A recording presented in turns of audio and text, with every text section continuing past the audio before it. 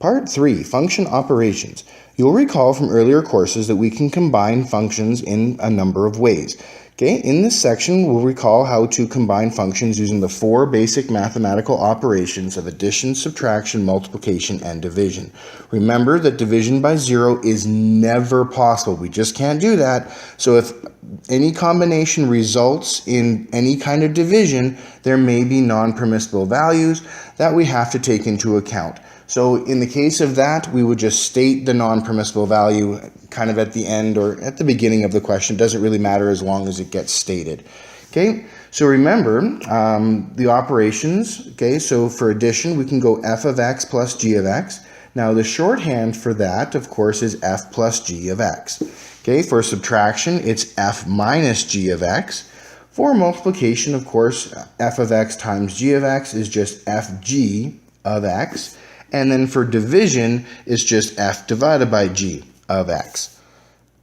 All right, so for example 1, okay, for the functions f of x equals x squared plus 1 and g of x equals x squared x plus 2, sorry.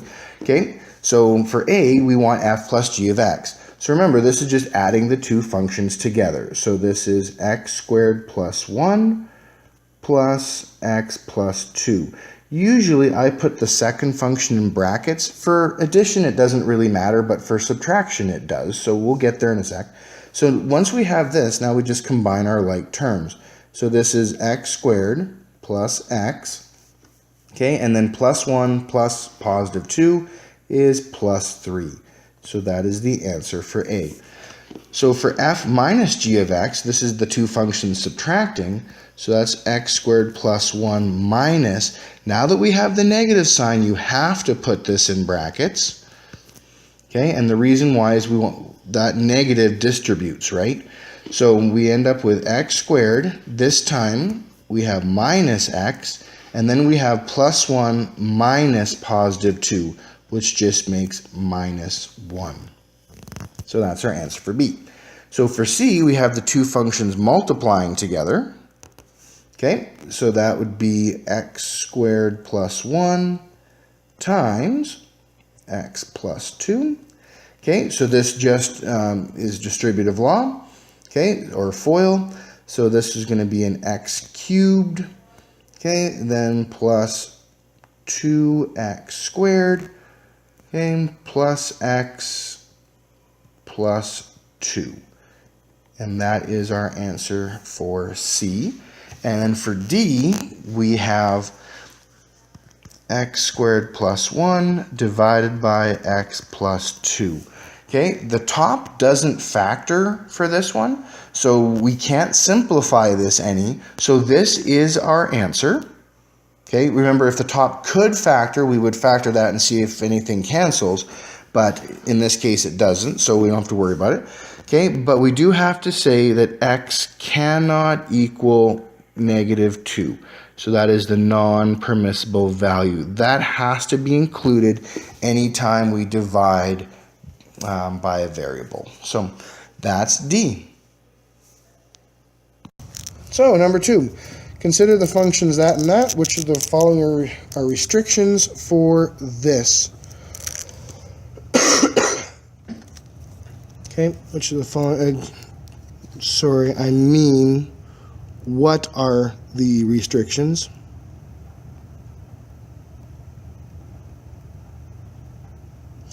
What are the restrictions for f divided by g of x?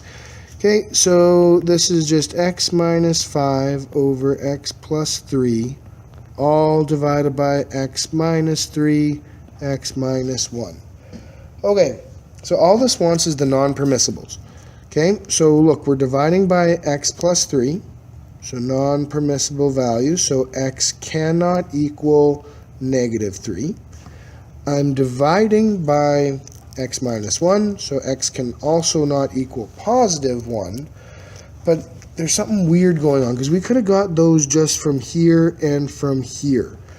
When we divide fractions, we also have to take into account this whole thing here.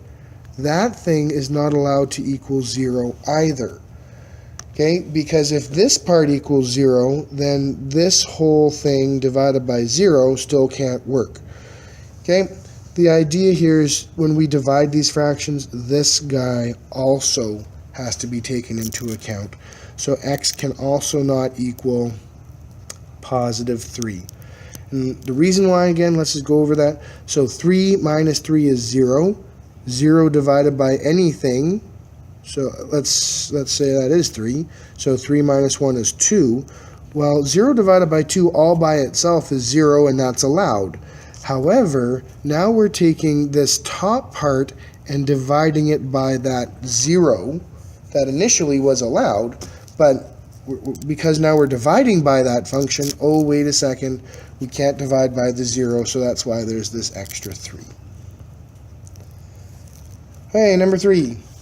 Okay, given the value of this, this, and this, or given that, f of x is, and g of x and h of x, okay, determine the value of this.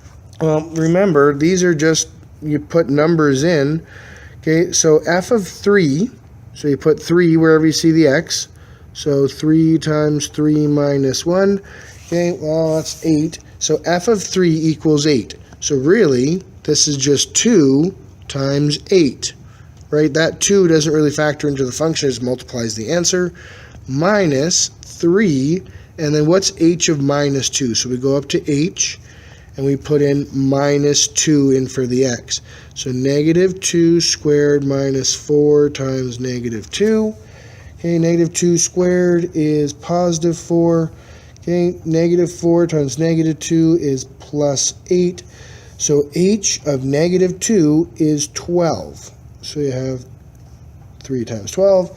Okay, so then 2 times 8 is 16, minus 3 times 12 is 36. Okay, and 16 minus 36 is negative 20.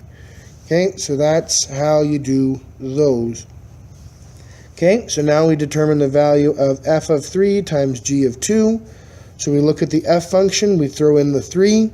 Hey, we've done that already. That's the 8. So f of 3 is just 8. And g of minus 2. So we look in the g function and we get them put in minus 2. So 7 minus 2. Okay, so g of 2 is just 9. So 8 times 9 is 72. Awesome. Okay, and then the last bit, determine the expanded expression for g of x times h of x. Okay, well, g of x is 7 minus x, and h of x is x squared minus 4x. Okay, and then so this brings us to a FOIL situation again. So that's going to be 7x squared minus 28x minus x cubed plus 4x squared. Okay, and then of course we combine any like terms if there are some, and of course the squareds. So 7x squared and 4x squared. Okay, so that makes 11x squared. Okay, the negative 28x, and oops, that's funny. Negative 28x, and then look, I'm going to put the x cubed out in front, so negative x cubed plus 11x. Okay, so that is how you expand those things. Okay, sorry, I thought there was one more. All right, but that is it for operations on functions.